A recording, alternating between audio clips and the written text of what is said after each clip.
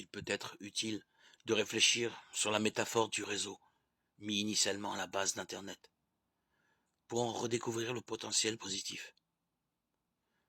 L'image du réseau nous invite à réfléchir sur la multiplicité des parcours et des nœuds qui en assurent la solidité, en l'absence d'un centre, d'une structure hiérarchique, d'une organisation de type vertical.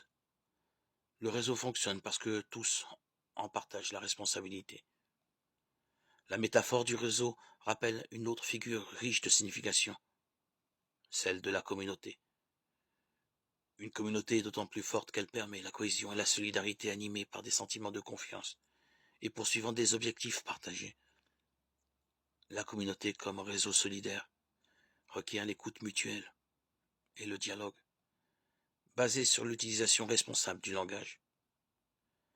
Il est évident pour tous que dans le contexte actuel, la communauté des réseaux sociaux n'est pas automatiquement synonyme de communauté.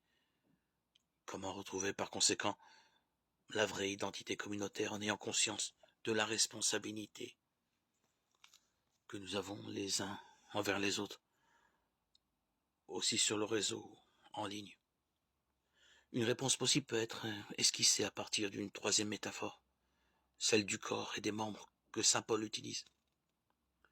L'image du corps et des membres nous rappelle que l'utilisation des médias sociaux est complémentaire de la rencontre en chair et en os qui se vit à travers le corps, le cœur, les yeux, le regard, le souffle de l'autre. Si le réseau est utilisé comme une extension ou comme une attente d'une telle rencontre, alors il ne se trahit pas et demeure une ressource pour la communion. Si une famille utilise le réseau pour être plus connectée, pour ensuite se réunir à table et se regarder dans les yeux, alors c'est une ressource.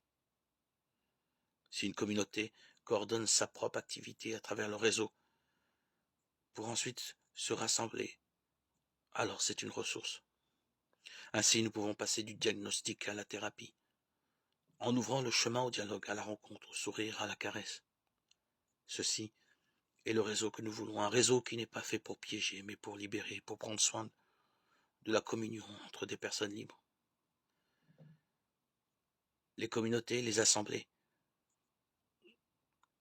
sont des réseaux tissés par la communion, où l'union est fondée non pas sur des likes, mais sur la vérité, sur l'amen, par lequel chacun adhère au corps du Christ et accueille les autres.